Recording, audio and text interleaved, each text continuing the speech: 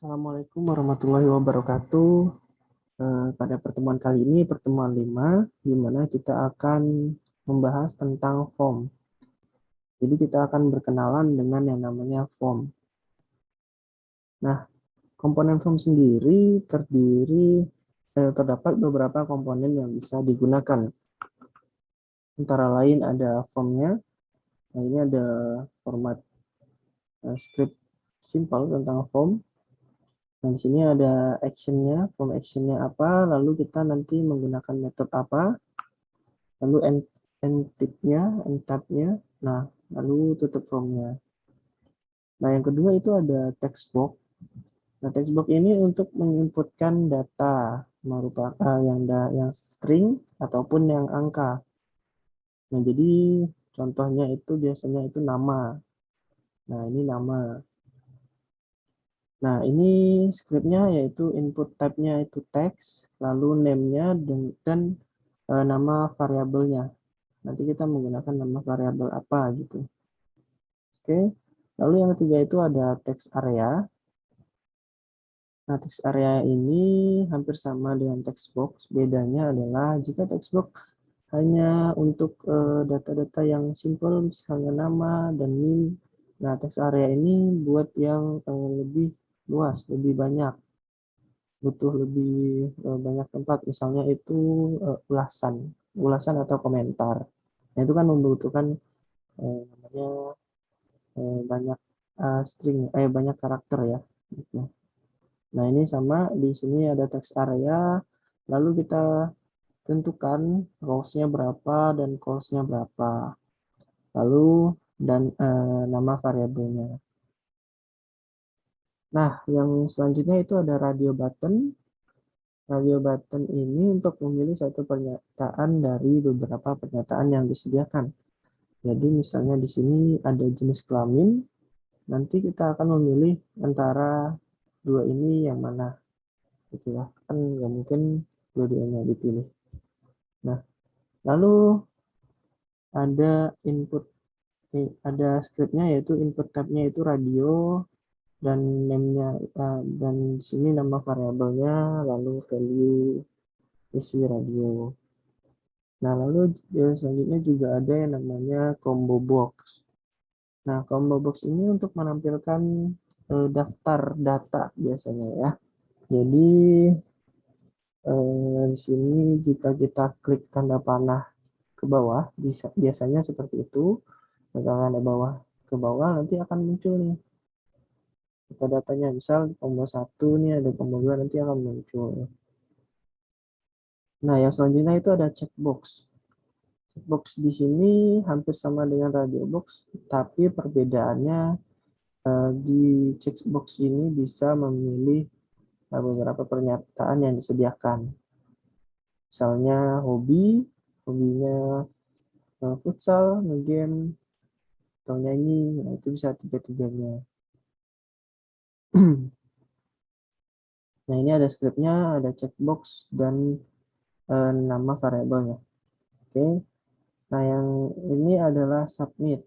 Nah, submit ini untuk mengirimkan semua variabel data pada komponen-komponen form yang ada. Jadi, komponen form nanti yang kita inputkan bisa dikirimkan ke form selanjutnya. Seperti itu. Atau bisa juga sebagai tombol save. Oke, nah di sini ada input tab-nya submit. Artinya memasukkan gitu ya, mengirimkan. Nah, yang terakhir ada reset. Reset itu untuk membatalkan penginputan yang sudah kita tuliskan. Jadi yang sudah kita input misalnya ada yang salah, kita reset aja. Reset maka akan hilang semuanya. Nah, yang selanjutnya ada contoh form sederhana ya. Jadi di sini kita hanya menampilkan nama, memasukkan nama. Dan kita belum menggunakan metodenya. Nah, di sini sama HTML, lalu ada heading-nya, head, dan title, contoh form, dan ini isinya. Nah, di sini input type-nya text, berarti kita menggunakan text box. Dengan variabelnya nama dan size ini adalah jumlah karakter yang bisa kita input sebanyak 25. Nah, lalu di sini submit. Oke, lalu jadi bisa kita input dan kita submit. Nah, kita langsung saja silakan teman-teman buka text editornya, lalu silakan inputkan scriptnya, ya. Ini sama seperti yang di slide. Nah, jika sudah, teman-teman buka SAM-nya. Nah, ini jangan lupa untuk di start terlebih dahulu dua-duanya. Dan kemudian buka browser masing-masing. Lalu pilih folder yang seperti biasa ya, seperti pertemuan selanjutnya. Mohon maaf, maksudnya sebelumnya di sini kita membuka contoh form. Oke. Nah, contohnya ini Muhammad Fahmi Julianto, lalu kita proses. Nah, namun di sini belum ada form action yang kita panggil dan belum ada metode yang kita gunakan. Jadinya belum menampilkan apa-apa. Oke, sama seperti yang di slide. Nah, sini input nama dan proses, maka tampilannya menjadi hilang ya, karena inputan bintang reaksi ini belum kita masukkan ke form action. Nah, lalu jika kita klik tombol, maka nama yang diinputkan ditampil pada web browser. Nah, ini ya, karena kita belum menggunakan metode, jadi hanya tampilnya di sini nih. Nah, ini udah hampir sama seperti metode get sebenarnya, karena dia menampilkan variabelnya di URL, menampilkan di URL ya. Oke, nah selanjutnya itu ya ini. Jadi ada yang namanya metode get dan metode post. Nah, get ini akan mengirimkan data bersama dengan URL-nya. Ini, seperti ini ya. Jadi ini. Nah, lalu ada post. Nah, di post sendiri tidak akan menampilkan URL seperti ini. Jadi hanya menampilkan nama formnya nanti saja. Oke, nanti akan dilihat perbedaannya. Nah, yang pertama kita coba metode get PHP. Di sini sama menggunakan form, bedanya sudah menggunakan form actionnya. Jadi kita juga membuat yang namanya form method get process titik PHP. Oke, pertama kita buat ini terlebih dahulu ya. Method get PHP ini sudah saya buat terlebih dahulu. Nah, ini isinya disamakan dengan yang di slide. Nah, jika sudah, kita buat method get process titik PHP. Nah, method get process ini adalah hasil dari ini yang kita inputkan ini. Jadi di mana jika kita klik submit, maka akan menampilkan from dari method get process titik PHP. Oke, yang ini silahkan ditulis scriptnya. Nah, ini ya, ada method get process, dan ini adalah keterangannya. Lalu dia akan memanggil nama variabelnya menggunakan metode get. Nah, ini diperhatikan menggunakan huruf besar semuanya. Oke. Nah, jika sudah, nanti hasilnya akan seperti ini. Tadi itu yang metode get. Ini ya, metode get PHP. Di sini silakan kita tulis namanya, lalu kita proses. Nah, maka akan muncul ini adalah form action dari metode get proses PHP. Nah, jika menggunakan metode get, di sini masih muncul nama URL-nya ya. Nih, panjang banget.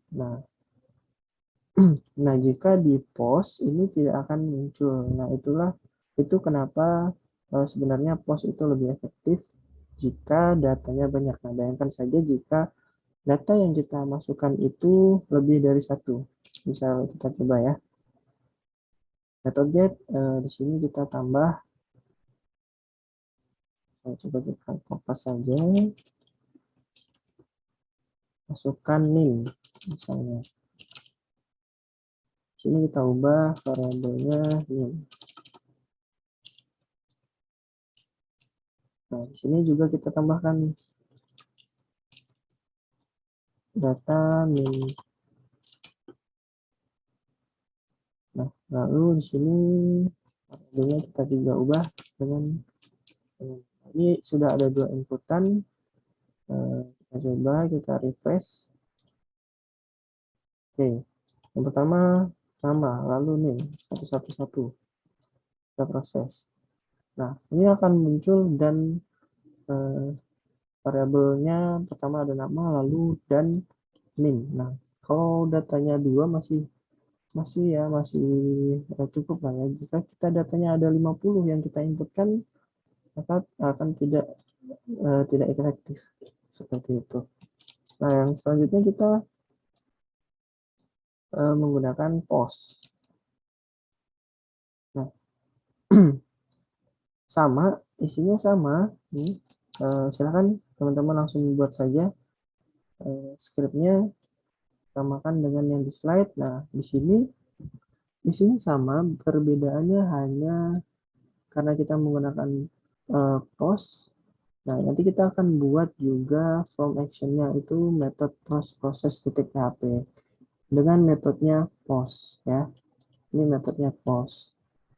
Nah, prosesnya juga sama, dia akan jika kita submit maka akan muncul metode post process.php. Oke.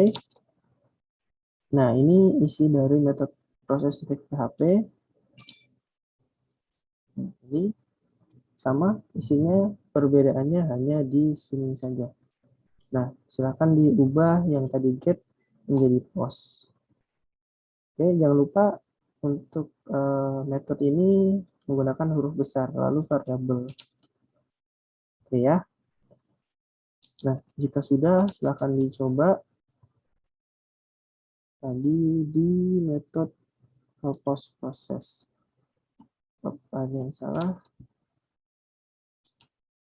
Kita buka yang metode post terlebih dahulu, baru metode proses. Nah, ini kita inputkan, lalu kita proses, maka akan muncul metode post proses. Nah, bedanya jika tadi kan menggunakan metode get itu banyak ya URL-nya. Nah, kalau menggunakan metode post itu hanya memunculkan from action-nya saja di sini. Jadi jika berapa banyak pun data yang kita inputkan, tidak akan menambah URL sampai ke selanjutnya. Jadi hanya connection-nya saja. Oke, seperti itu. Nah, ini ya. Karena menggunakan metode post, data tidak akan dikirimkan bersama dengan URL yang tadi, yang panjang tadi. Nah, selanjutnya ada latihan untuk teman-teman. Di sini kita membuat form input komentar dan tampil komentar. Nah, pertama silakan dibuat form inputnya terlebih dahulu, form input komentar.php. Lalu di sini ada isinya, di sini menggunakan H1 ya. H1 buku tamu, lalu kita BR bisa juga. Nah, diisikan deskripsinya. Nah, di sini supaya rapi, silakan teman-teman menggunakan tabel. Ya, di sini jadi ada 3 baris ya, 3 kolom. Lalu ada beberapa baris. Nah, silakan dibuat, lalu akan tampil komentarnya seperti ini. Nah, di sini juga ada tambahan yaitu input data lagi. Jika diklik akan muncul ke form ini. Nah, ini menggunakan link href. Jika ada yang ditanyakan nanti silakan chat di grup. Untuk jika ini tidak paham silakan ditanyakan di grup. Oke, untuk pertemuan 5 tentang form saya rasa cukup sampai di sini. Silakan dikerjakan latihan dan contoh-contohnya seperti biasa, di screenshot, lalu skripnya di screenshot dan dikumpulkan di Google Drive dan yang ada di Elnusa ya. Mayal Nusra. Oke, sekian dari saya. Wassalamualaikum warahmatullahi wabarakatuh.